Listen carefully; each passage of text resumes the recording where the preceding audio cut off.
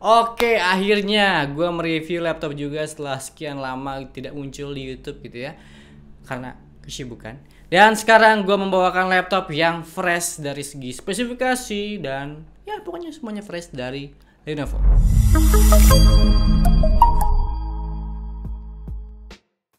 Oke, halo teman-teman semua, selamat datang di channel YouTube IT Gallery, di mana kita akan mereview singkat sebuah laptop yang fresh dan terbaru tentunya. Bersama saya Wisnu, dan di depan saya ini adalah laptop yang super fresh dari Lenovo, yaitu Lenovo IdeaPad Slim 5. Ya, ini kalau gue bisa bilang sih adiknya Yoga ya. Kalau kalian mungkin nggak terlalu ada budget untuk merasakan atau beli laptop seri Yoga dari brand Lenovo, kalian bisa lirik laptop yang satu ini, karena dari spesifikasi dia kalau kata gue sih udah Yoga banget ya. Mungkin yang pertama kita akan bahas dari segi spesifikasinya dulu, karena ini masih hangat gitu teman-teman.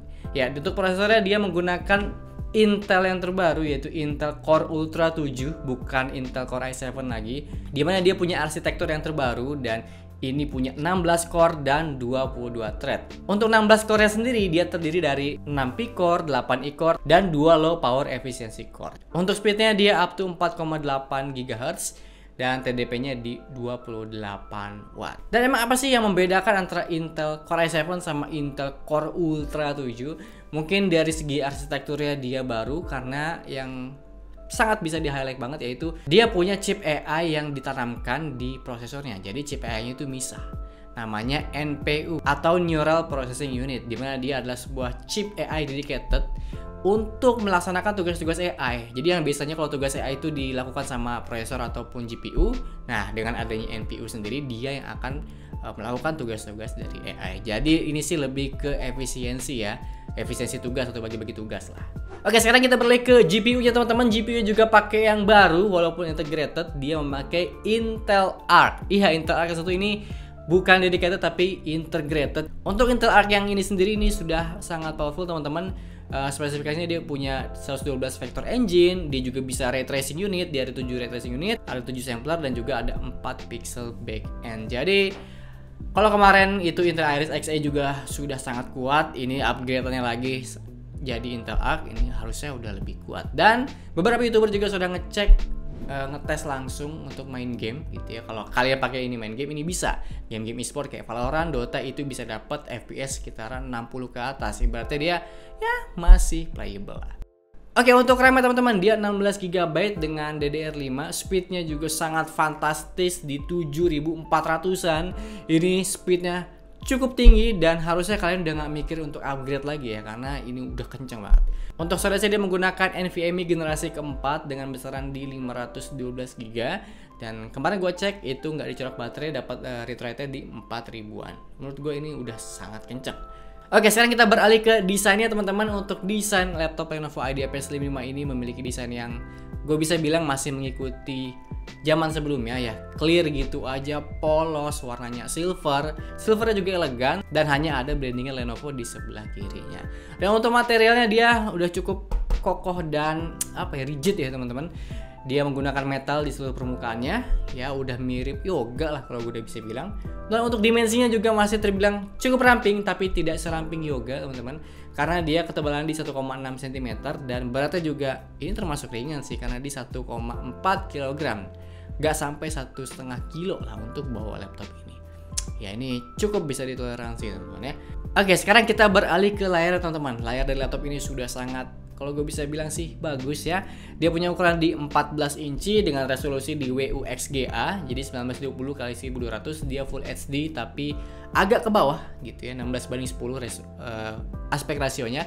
Dan ini sangat diuntungkan untuk para pekerja data yang main Excel gitu, karena bisa memuat konten lebih banyak gitu, nggak usah scroll ataupun ya coding gitu. Coding dan editing juga sangat-sangat penting gitu.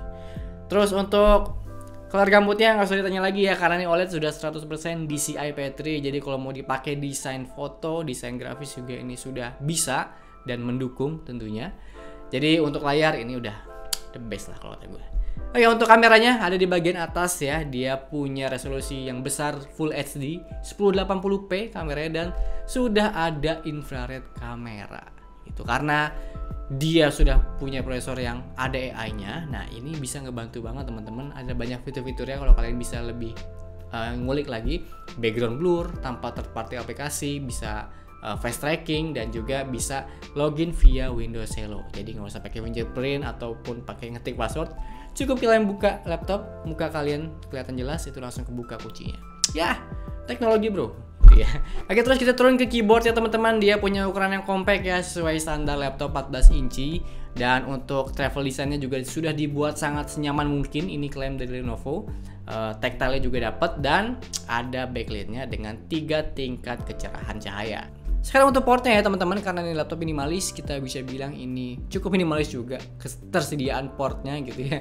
Di sebelah kanan terdapat 2 USB Type A dan 1 micro SD slot. Masih ada micro SD slot di sini ya. Dan di sebelah kirinya terdapat 2 USB Type-C, yang 1 USB Type-C itu untuk charging, dan juga ada HDMI port.